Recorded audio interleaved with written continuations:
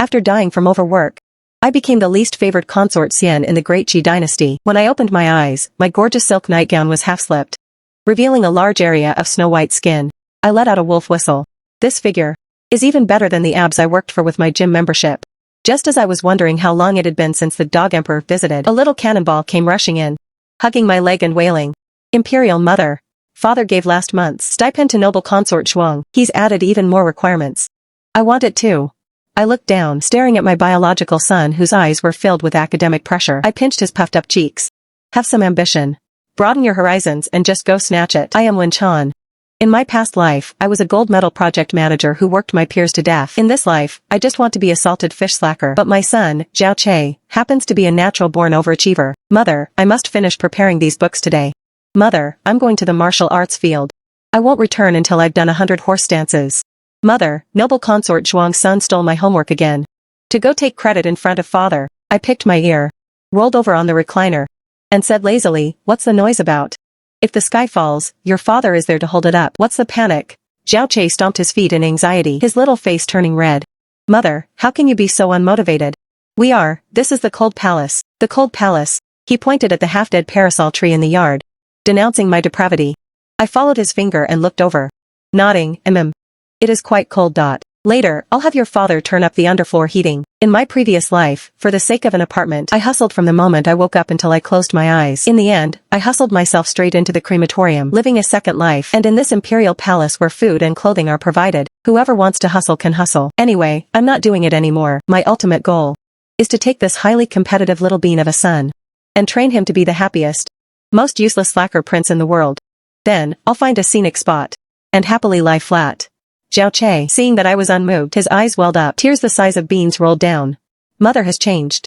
You used to always encourage me." My heart softened. I sat up and beckoned him over. He thought I was going to comfort him.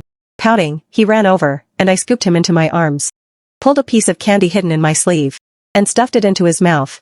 "Son, studying hurts the brain. Eat something sweet to nourish it." Zhao Che, with the candy in his mouth, protested inarticulately. "But the Grand Tutor says playing destroys one's ambition." "What does your Grand Tutor know?" "Chair, remember this. The thing this palace needs least is being clever and hardworking. Look at your imperial brothers. Which of them isn't a shrewd schemer? If you fight them, not even your bone fragments will remain." I pointed to my head. "To live long, you must rely on this." Zhao Che licked the candy, half understanding. "Rely on my brain? No, rely on learning how to make others think you have no brain. Come, mother will teach you your first lesson. How to slack off openly right under the Grand Tutor's nose." I dragged him stealthily to the study. The Grand Tutor was nodding his head, lecturing on the principles of ruler and subject. I whispered to Zhao Che, "Watch closely. Mother will only teach you once." I told him to take a deep breath. Then I suddenly pushed a tree over, making a loud thwack. The Grand Tutor's lecturing stopped abruptly. The gazes of all the princes and princesses shot over. I gave Zhao Che a look. He understood instantly. He rolled his eyes and fell straight backward. I calculated the timing and lunged forward, catching his small body. I cried out to the heavens, "Oh no. My chair, what has happened to you? It's all your mother's fault for being useless, making you suffer with me. Malnutrition. To think you'd faint during class. Imperial physician, summon the physician quickly."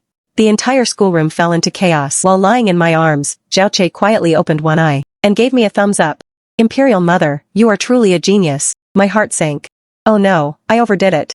How did I end up teaching him to admire me? This slacker training plan seems to have gotten off to a rocky start. The consequence of faking a faint was that my cheap husband, the current Emperor Zhao Heng, brought a grand procession of physicians to descend upon me. In this cold palace, I was sitting with my legs crossed, telling Zhao Che to weave things out of grass. Mother's IQ is so high. In the future, if the Grand Tutor asks a question, I'll just fake a faint. I knocked his head, frustrated that he wasn't meeting expectations. Ambition, that's the lowest level of strategy. If you use it too much, it won't work. The highest state is making the Grand Tutor get a headache just by seeing you. So he'll actively tell you to get lost. How do I make his head ache? Ask him questions he can't answer. Like, why does 1 + 1 = 2? Zhao Che fell into deep thought. Just then, the shrill cry of a eunuch came from outside the courtyard. "His Majesty arrives." My hand shook, and a sunflower seed shell almost got stuck in my throat. No way. Isn't this dog emperor busy with 10,000 affairs every day? How does he have time to come to this godforsaken place of mine? I quickly pushed Zhao Che onto the bed, covered him with the quilt, and whispered instructions. "Remember. Pale face. Weak breathing. Whatever he asks you, just cough." Zhao Che nodded nervously, and his eyes instantly looked the part as he closed them. I tidied my clothes, put on a piteous and frail expression, and went out to greet him. Zhao Heng wore a bright yellow dragon robe. He was tall and elegant, his face expressionless. But those eyes were terrifyingly sharp. Noble consort Shuang followed behind him, looking at me with delight in my misfortune. I pay my respects. Rise. Zhao Heng's voice held no hint of mockery. I heard Chair fainted in the study. My eyes immediately turned red, and I pulled out a handkerchief to wipe away non-existent tears. Reporting to your majesty, it's all my fault for being incompetent. I didn't take proper care and made Chair suffer. Noble consort Zhuang spoke up sarcastically from the side. Sister, what are you saying? Everyone knows the supplies for your Yongning palace are distributed on time. Could it be that sister used the funds for something else and mistreated the sixth prince? This woman was pinning a crime on me right away. I looked up, staring at Zhao Heng with teary eyes. Your majesty, believe me, even if I were to starve to death, I would never let Chair suffer a single bit. Then I hesitated on purpose, looking like I wanted to speak but stopped. Zhao Heng frowned. Just what? It's just that Chair is such a competitive child. Seeing the third prince and the fourth prince receive your praise, he was anxious in his heart. He studied day and night, and that's how he wore out his body. I couldn't talk him out of it, and my heart aches. With these words, I praised the other princes, complimented my son's diligence, and established myself as a loving mother. Perfect. Noble consort Shuang's face stiffened, clearly not expecting me to say that. Zhao Heng walked into the inner hall, looked at the unconscious Zhao Che on the bed, and let the physician step forward to take his pulse. The physician mimicked the motions for a long time, then stood up to report. Reporting to your majesty, the sixth prince is in no grave danger. It's just that his vital energy is a bit unsettled, likely caused by overthinking. A few days of rest will suffice. In my heart, I gave the physician a thumbs up. What a sensible guy. Zhao Heng was non-committal, but his gaze fell on the grasshopper at the bedside.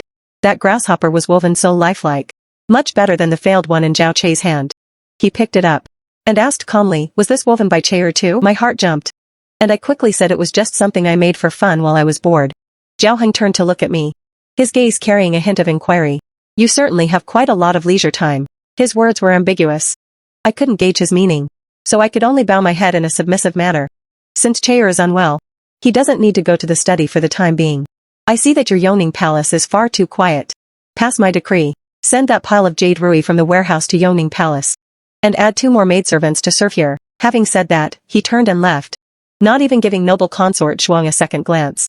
Noble consort Zhuang's face was deformed with rage. She glared at me fiercely, and flicked her sleeves as she followed him out. As soon as they were gone, Zhao Che immediately sprang up from the bed, hugging my arm and shaking it. Mother, you're amazing.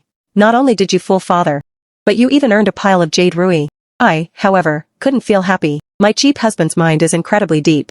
The way he looked at me just now didn't seem like he was looking at a discarded consort in the cold palace. It seemed like he was suspicious of something. Ever since the dog emperor visited once, my Yongning palace became lively.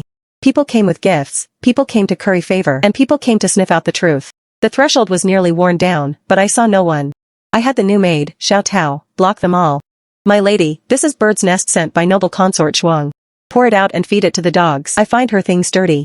My lady, this is from consort De. She invites you to admire chrysanthemums. Tell her I'm allergic to chrysanthemums. My lady, you'll offend everyone if you do this. Xiao Tao looked troubled.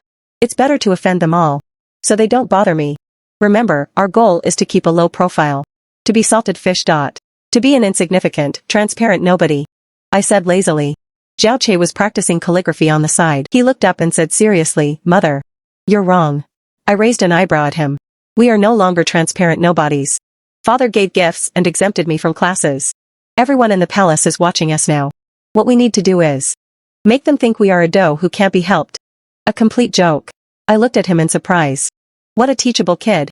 This boy finally understood a little. Well said. In that case, what should we do? I slapped my thigh. Chair put down the brush, walked to my side, and lowered his voice like a little spy.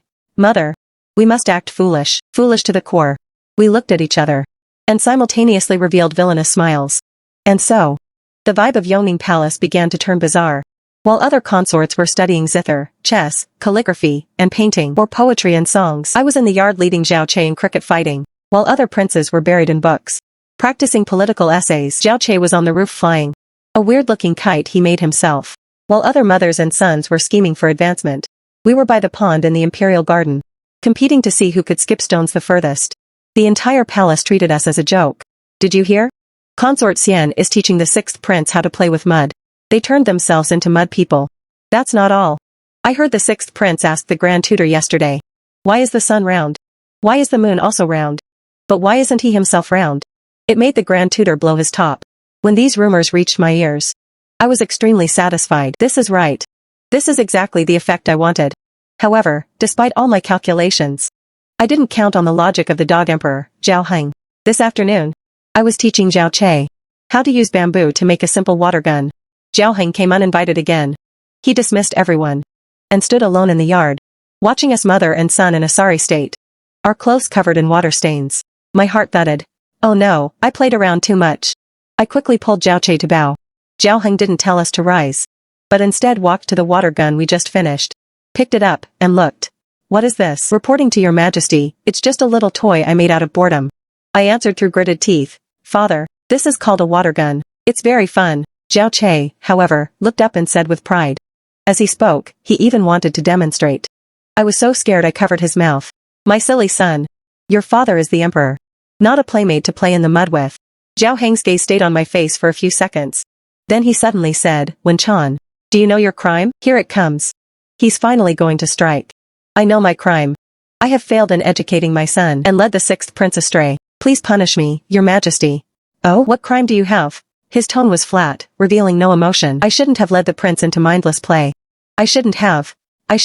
For a moment, I was at a loss for words, not knowing how to continue. Lying. Father, it's not mother's fault. It was I who wanted to play. Zhao Che also knelt beside me and whispered. Zhao Heng looked at us mother and son and remained silent for a long time. Long enough that I thought he was going to order us to be dragged out and beheaded. When he suddenly laughed. It was a very light, brief chuckle, but it made his whole person soften. Rise. When did I ever say a prince cannot play? I was stunned. This script isn't right. How is this water gun made? Teach me. That afternoon, the two most noble males of the great Qi dynasty stayed in my quiet courtyard and played with water for an entire afternoon. I stood to the side, watching as a large patch of Zhao Heng's dragon robe got soaked, with a few water droplets on his face. Yet he laughed like a child. I was completely lost. Just what does this dog emperor want to do? Could it be that he wants to slack off just like me? Whether the dog emperor wanted to slack off, I didn't know, but I knew. My slacker life was completely ruined. Since that water-playing incident that afternoon, Zhao Heng came to Yongning Palace more and more often. Sometimes he'd bring memorials to read, claiming he wanted a change of scenery. Sometimes he'd bring pastries to give to Zhao Che. More often than not, he'd do nothing at all. Just move another chair beside my recliner, lying down just like me, staring blankly at the clouds in the sky. The entire harem was in an uproar. They say the empress smashed her favorite set of colored glass cups in rage. Consort feigned illness and didn't leave her room for a month. All sorts of open and hidden provocations flew into Yongning Palace like snowflakes. I was beyond annoyed. Zhao Che, think of a way to stop your father from coming. I handed a half-eaten apple to my son. Mother, I think father is quite nice. He even taught me to play chess. Zhao Che took the apple, crunching it loudly, and said indistinctly. I felt a tightness in my chest. A traitor. He was won over so quickly. Did you forget our ultimate goal? It's to be salted fish, to lie flat. Your father comes every day like he's clocking into work. How are we supposed to lie flat? But isn't lying flat beside His Majesty still lying flat? That makes so much sense. I actually couldn't argue back. That day, noble consort Zhuang came again. She was dressed up extravagantly and brought a crowd of people, formidably blocking the gate of my palace. Sister Xian, you certainly put on a grand air. I've invited you several times, and you've avoided me every time. Today, I want to see for myself just what kind of fox-like charms are hidden in your Yongning Palace that have snatched His Majesty's soul away. She was about to barge in as she spoke. Noble consort Zhuang, you have quite a temper. Must be an endocrine imbalance, right? Should I write you a prescription? To clear heat, detoxify, and regulate things? In my past life, I studied Chinese medicine quite a bit for health. What nonsense are you talking? Slap her mouth. The old wet nurse behind her immediately stepped forward and raised her hand. My eyes turned cold. Just then, Zhao Che squeezed out from behind me, spread his arms to protect me, and shouted fiercely, don't bully my mother.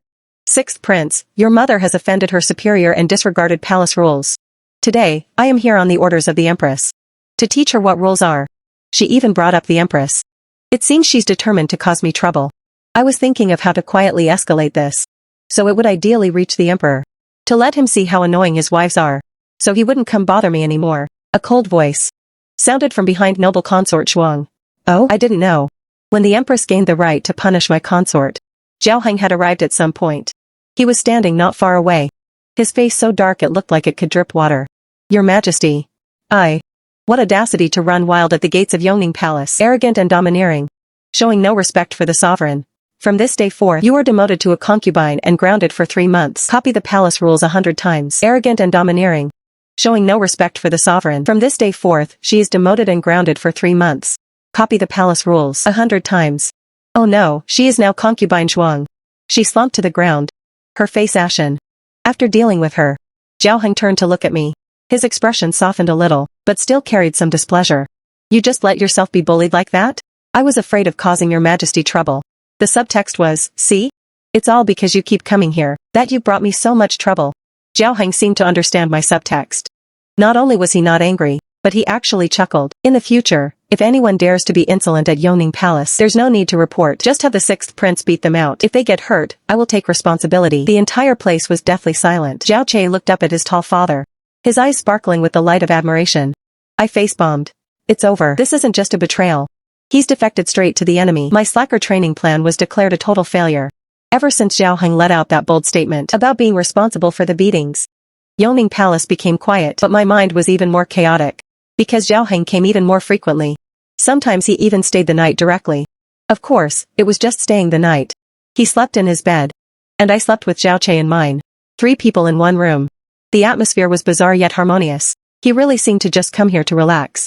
Reading memorials, reading books, occasionally being pestered by Zhao Che for chess, or watching me research some strange and quirky things.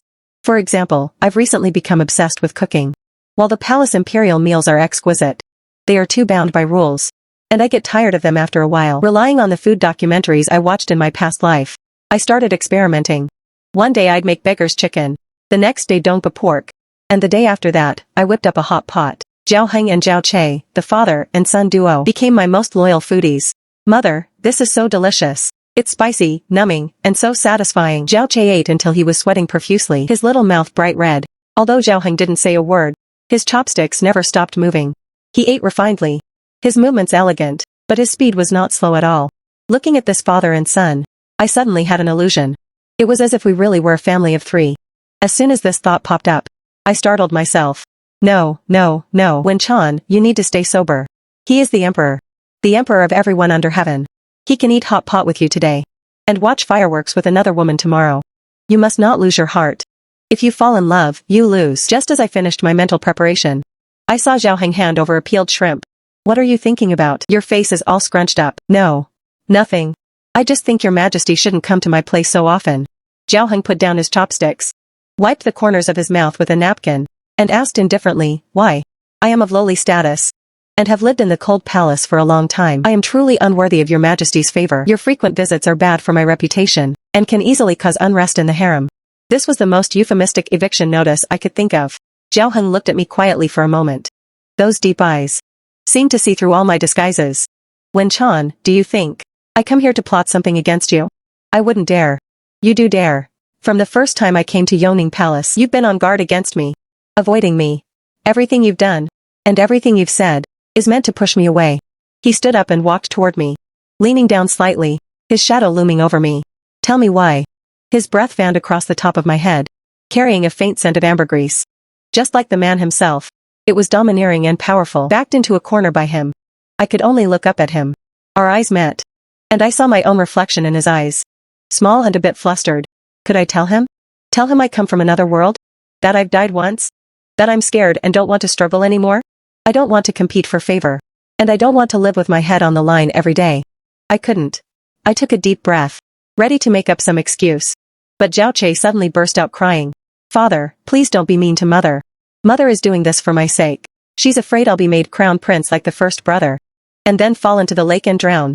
The words of a child are innocent, yet they pierced through the cruelest truth of the palace. The former crown prince was the empress's legitimate son, and Zhao Heng's eldest son. 3 years ago, he fell into the water and died. Everyone knew it wasn't an accident. The air became deathly silent. Zhao Heng's face turned deathly pale in an instant. The death of the former crown prince was a taboo in the palace, and a thorn in Zhao Heng's heart. With one sentence, Zhao Che had pulled that thorn out, bloody and raw. My heart nearly stopped from fright. I quickly covered Zhao Che's mouth, and knelt down. Your Majesty, please calm your anger. The child is speaking nonsense. It shouldn't be taken seriously. Zhao Heng didn't speak. He just stood there, his body somewhat stiff. After a long while, he waved his hand. His voice raspy. Rise, all of you. He turned around, facing away from us. I couldn't see his expression. I do not blame you. Che is telling the truth. I was stunned. He actually admitted it. In the royal family, sometimes living is harder than dying. My sons, from the moment they are born, have no control over their lives. He turned back, his gaze landing on Zhao Che.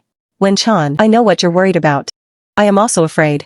Afraid that my sons, for the sake of that supreme position, will kill each other and end up like my eldest son. At that moment, I suddenly understood.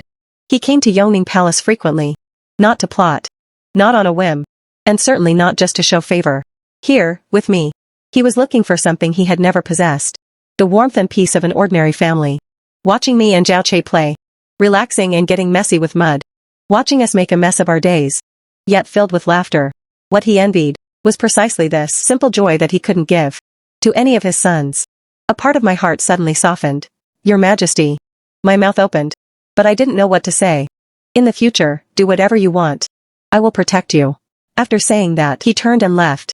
His back actually looked somewhat desolate and lonely. I stood in place, feeling conflicted. Zhao Che tugged at my sleeve and whispered, Mother. Did I cause trouble?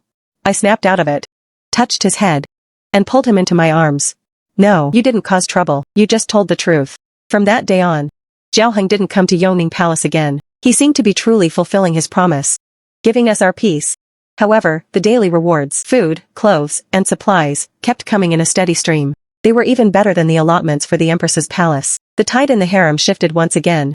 No one dared to look down on me anymore, and no one dared to pick a fight. But those invisible, prying, and jealous gazes became even more numerous. I continued to lead a salted fish life with Zhao Che, but my state of mind was different from before. Occasionally, I would think of Zhao Heng's lonely back, and the helplessness in his voice when he said, I am also afraid. This man was an emperor, but also a father. He carried the weight of the entire world, yet he couldn't even manage the simple task of protecting his son's happiness. It was a bit pitiful. A month later, the palace held the annual autumn hunt. All the princes had to participate. Looking at Zhao Che in his hunting gear, his little face flushed with excitement, I couldn't help but sigh. Remember, safety first, competition second. Don't rush to the front. Find a secluded spot to hide, and come out when it's over. Don't worry, Mother, I understand. Our goal is just to participate. Zhao Che nodded vigorously. I smiled with relief. A child worth teaching, truly a child worth teaching.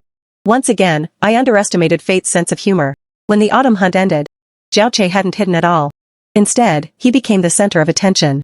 He was carrying a silly roe deer that had accidentally killed itself by running into a bird trap he'd set. Surrounded by a crowd, he arrived before Zhao Heng. Zhao Heng looked at the unlucky deer, then at the bewildered Zhao Che, and fell silent. The entire field of royalty, officials, and princes fell silent as well. Father, sixth brother cheated. That wasn't hunting at all. He just got lucky. Only Consort Zhuang's son, the fourth Prince Zhao Run, jumped out and pointed at Zhao Che. I didn't. It ran into it itself. Zhao Che retorted, sticking his neck out. Watching this absurd scene, I covered my face. How did my salted fish son get so lucky? Silence. Zhao Heng shouted coldly, ending the farce. He stepped down from the high platform and personally approached Zhao Che. He walked a circle around the unlucky deer. Tell me, how did you hunt this? Zhao Che glanced at me. I desperately signaled to him, telling him to stay low-key and play dumb. Instead, the boy cleared his throat, puffed out his chest, and said loudly, Father, Mother taught me that hunting is for fun, not for killing. So, I didn't use a bow and arrow. I just set some small traps in the forest. I wanted to catch some rabbits to make roasted meat for Mother. I didn't expect this fellow to be so blind as to run right into it. His words were so full of humble bragging and green tea vibes that I nearly choked. When did I ever teach him that? I clearly taught him to hide and stay out of trouble. A wave of whispers broke out around us. Unheard of. Catching a roe deer with a trap? The sixth prince's luck is just too good. After hearing this, Zhao Heng didn't get angry at all. Instead, he laughed out loud. What a line. Hunting is for fun, not for killing. Well said. He patted Zhao Che's shoulder, his eyes full of admiration. Not bound by convention. Blazing a new trail. That is truly my son. Attendants, reward the sixth prince with my Zhuifeng bow. The Zhuifeng bow. The very bow Zhao Heng used in his years of warfare. It was a symbol of supreme honor. As soon as he said this, the crowd erupted. The first and second princes' faces changed instantly. They looked at Zhao Che with eyes that seemed ready to spit fire. Consort Zhuang was so angry her lips were trembling. Zhao Che, holding the bough that was taller than him, was completely stunned. He looked at me for help. What could I do? I could only kneel down. My heart was full of bitterness. I had spent all my effort trying to raise my son as a harmless mascot. Yet this dog emperor had personally put him on the chopping block. Now, he's become a target for everyone. After the autumn hunt, I locked Zhao Che in his room for an intensive session of thought education. Zhao Che, have you forgotten our original goal? Mother, I haven't forgotten. But father was asking me questions I didn't dare not answer, Zhao Che said aggrievedly. You could have said you just got lucky and found it. But I was telling the truth. Forget it, forget it. What's done is done. There's no use talking about it now. From today on, you are not allowed to step out of Yongning Palace. Stay home and reflect on your actions. I decided to give it the cold treatment. As long as we stayed low-key and on the sidelines, people would eventually forget about this. However, the tree wants to be still but the wind won't stop. A few nights later, Yongning Palace suddenly caught fire. The flames were fast and fierce, engulfing half the palace almost instantly. I was woken up choking on thick smoke. My first reaction was to find Zhao Che. Che. I rushed into his room. He was terrified too. Sitting in the corner of his bed, trembling, I covered his nose and mouth with a wet cloth, picked him up, and tried to run out. But the fire was too big. There was no way out. The beams on the roof were crackling as they burned, ready to collapse at any second. Just as I was in despair, a bright yellow figure kicked down the door and rushed in against the light of the flames. It was Zhao Heng. Wen Chan. He grabbed me, wrapped me and Zhao Che in his cloak, and shielded us in his arms.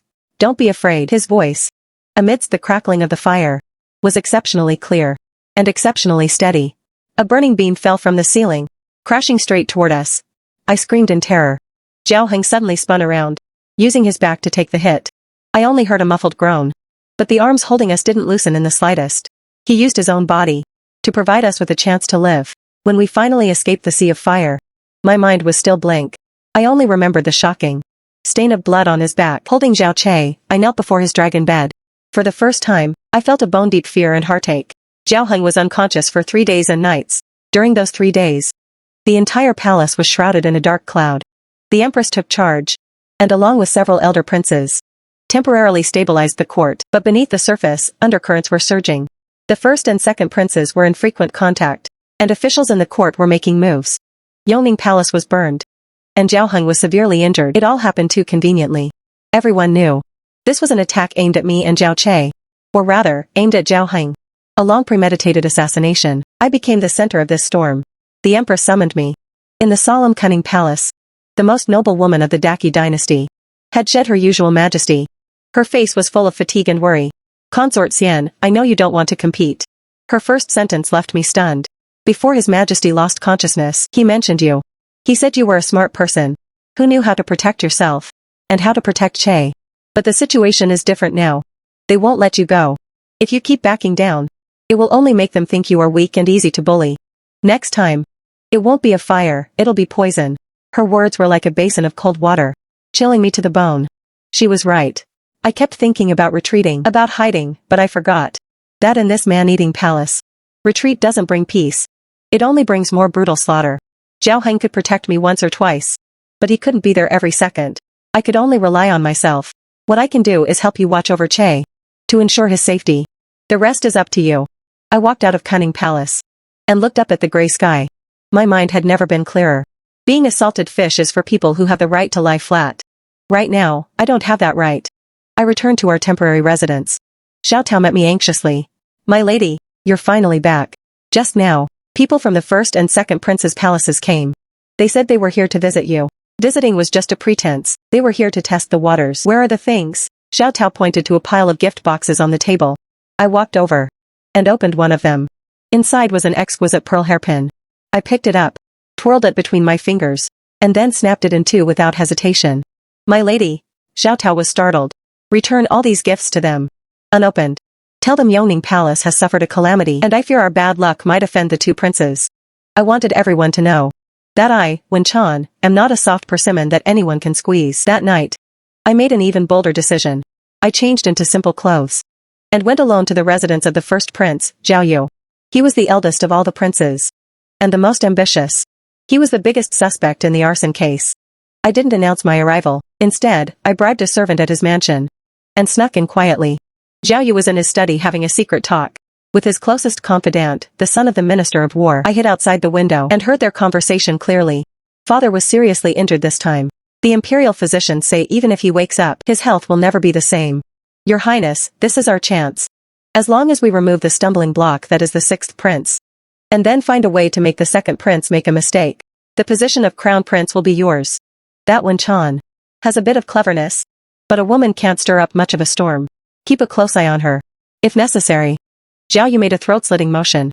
Hearing this, the murderous intent in my heart could no longer be suppressed. I pushed open the door and walked in. The two people in the study were shocked and flustered when they saw me. Consort Xian, how did you get here? Zhao Yu was both surprised and furious. I didn't answer him. Instead, I walked straight up to him, took something out of my sleeve, and slammed it onto the table. It was a small military tally engraved with the word royal. It was the tiger tally used to mobilize the 3,000 imperial guards outside the city. When Zhao Yu saw it, his face instantly turned pale, worse than a dead man's. Where did you get that? His voice was trembling. Has your Highness forgotten the last time you visited me at Yongning Palace? You accidentally dropped it. Of course, he hadn't dropped it. I had taken it a few days ago, amidst the chaos from a spy he'd sent to Yongning Palace. I was betting he wouldn't dare speak of it. What exactly do you want? Zhao Yu stared at me fixedly. I don't want anything. I just want to teach your Highness a lesson. I picked up the tally and tossed it in my hand. I leaned in close to him and said in a voice only we could hear, to sit in that position, arson and murder are not enough. A brain is a good thing to have. I hope you have one. After saying that, I threw the tally back to him and turned to leave with a flourish, leaving him in his study, his face flushing between pale and green like a poisonous snake with its throat grabbed. I knew I had completely provoked him, but I also knew that from tonight on, he wouldn't dare act rashly because he didn't know how many more of his secrets I held. The day after I returned from the first prince's mansion, Zhao Heng woke up. The first thing he did was summon me. When I walked into his bedchamber, he was leaning against the bed, his face still pale, but his eyes had regained their clarity. He dismissed everyone, leaving only me. You went to Zhao Yu's mansion? He asked, his tone calm. I wasn't surprised that he knew. I nodded. Your audacity is not small. I was simply forced into it. If I didn't save myself, I'm afraid I wouldn't have lived to see your Majesty wake up. He was silent for a moment and suddenly reached out his hand to me. I hesitated for a moment, but still placed my hand in his palm. His hand was a bit cold, as he gently held mine. Wen Chan, I have implicated you. I thought that by not pushing you into the spotlight, it would be the best protection for you. But I didn't expect that instead, it would make you their target. Your Majesty is overthinking it. I want to name Chair as the Crown Prince. His words were shocking. I looked up abruptly, staring at him in shock. Please reconsider, Your Majesty. Chair is young and has a mischievous nature. He cannot handle such a heavy responsibility. A heavy responsibility can be taught and a mischievous nature can be tempered. It's not his intelligence I value, but his pure heart. My empire does not need a cruel, scheming heir. I need a monarch who understands joy and knows mercy. He looked at me and said word by word, and these only you can teach him. I was speechless. I had exhausted my mind, trying to keep my son away from this struggle for the throne. And yet, his own father was personally going to place the world's heaviest shackles upon him. This was simply the world's biggest irony. Wen Chan, help me. And help yourself and Chair to pave a true path to the throne. Zhao Heng tightened his grip on my hand, his tone carrying a hint of pleading. I looked into his deep eyes, seeing myself reflected within them. I knew I had no choice. From the moment I stepped into the first prince's residence, I was already in the middle of it, and could no longer escape. I would either take Zhao Che to the thorn-covered peak, or be torn to pieces by the watching wolves. Fine, I heard my own voice, unusually calm. I promise you. From that day on, I was no longer the slacker salted fish who only wanted to lie flat. Consort Xian. I began to appear frequently in the court's view, utilizing the power Zhao Heng gave me, and the knowledge and methods I brought from the modern world, paving the way for Zhao Che step by step. I helped the Ministry of Revenue solve a long-standing embezzlement case. I used just 3 spreadsheets and a set of modern accounting methods. I presented to the Ministry of Works blueprints for improved water wheels and plows, greatly increasing agricultural efficiency. I even convinced Zhao Heng to open the Imperial School for Women, allowing those noble young ladies to learn to read and write. Every single thing I did was a precise slap to the faces of those old conservatives, earning for Zhao Che and myself unprecedented prestige. In the harem, I still kept to myself, but no one dared to look down on me again. The first and second princes were suppressed by my various means, until they couldn't even raise their heads. One was found to have embezzled military funds, The other was exposed for ties with remnants of the previous dynasty. They were confined one after another, and the court was refreshed. Everyone could see that this once unknown consort Xian was the most deeply hidden expert in the palace. 6 months later, Zhao Heng's injuries healed. On his birthday, in front of all the civil and military officials, he personally handed the imperial seal to the 8-year-old Zhao Che. My 6th prince, Zhao Che, is pure by nature and kind-hearted, worthy of being the heir. Today, I decree his investiture as the crown prince. At the same time, he issued a second decree, Consort Xian of the Wen family possesses both virtue and talent, worthy of being the mother of the nation. I name her imperial noble consort to assist the crown prince, wearing my magnificent court robes. I held the oblivious Zhao Che and knelt in the golden throne hall to receive the official's homage. At that moment, my heart was as calm as still water. I knew this wasn't the end, but a new beginning. My salted fish life had finally become a dream. Becoming the imperial noble consort and assisting the crown prince sounded infinitely glorious. But only I knew that these days were more exhausting than being a project manager in my past life. The business this little crown prince had to handle every day was playing chess with his father, who wanted to retire early, fishing, and cricket fighting, while I not only had to manage the affairs of the harem, but also help him review memorials and deal with ministers who were smarter than monkeys. I seriously suspect that this dog of an emperor, Zhao Heng, just found an excuse to legitimately outsource the work to me.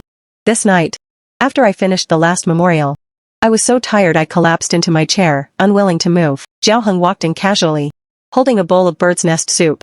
My beloved has worked hard. Come, have some bird's nest to nourish yourself. Your Majesty sure is leisurely. I rolled my eyes at him and said crossly, one must fulfill the duties of their position. He didn't feel guilty at all. Instead, he sat down beside me with a smile, personally scooped a spoonful and brought it to my lips. My current duty is to accompany the crown prince and the future empress. Who is your future empress? My face turned red, and I turned my head away. Who else could it be but you? He said as if it were a matter of course, conveniently pulling me into his arms, his chin resting on the top of my head. He nuzzled me gently. His embrace was warm, with a reassuring scent. I struggled a bit but didn't break free, so I simply gave up and found a comfortable position to lean against him. Let me ask you, were you calculating against me from the very beginning? I spoke slowly. I wouldn't call it calculating. It should be called having an eye for talent. He pondered for a moment. The first time I saw you at Yoning Palace, as you were scolding Zhao Che, I felt you were different. Other women only think about how to climb up, but you only think about how to lie down. Other concubines teach their sons to fight for power, but you only teach your son how to slack off with a clear conscience. At that time, I thought, this woman is really interesting. Later, I discovered more and more that you're not actually lazy. You just live more clearly than anyone else. You know what's important and what can be discarded. You've taught Chair very well. He is kind, happy, and empathetic. These are the most important qualities for a monarch. So you used me. I was still a bit annoyed. It was cooperation. I give you and Chair a lifetime of stability, and you help me guard this vast empire. We are the best partners. He corrected. As he spoke, he took something out of his robe and pressed it into my hand. I looked down and saw a crooked ring woven from grass blades. The craftsmanship was so crude, it was worse than the grasshopper Zhao Che wove back then. You wove this? I was stuck between laughter and tears. Yes, I studied for a long time. He seemed a bit embarrassed. Wen Chan, I know you don't care about the position of empress, nor do you care for this wealth and glory. There's not much I can give you. I can only give you this. He straightened my hand and solemnly placed the grass ring onto my ring finger. I can only guarantee that for the rest of my life, as long as you are here, I will be here. If you want to lie flat, I will lie down with you. If you want to watch the world, I will guard this world for you. Under the lamp, his gaze was so tender it could melt water. My heart began to race uncontrollably. This man is the emperor, the supreme ruler. He couldn't give me the promise of one life, one couple, but he was willing to lower himself for me, to learn to understand my world and respect my pursuits. This might be the most sincere love he could give. I sniffled, my eyes feeling a bit hot. It's so ugly. Though I complained, my fingers gripped the ring tightly. Then I'll have the Internal Affairs Department use the best jade to make you a new one. No, this one is fine. I leaned into his arms and closed my eyes. To hell with the salted fish life and the lying flat plan. With this man around and my silly son here, anywhere is home.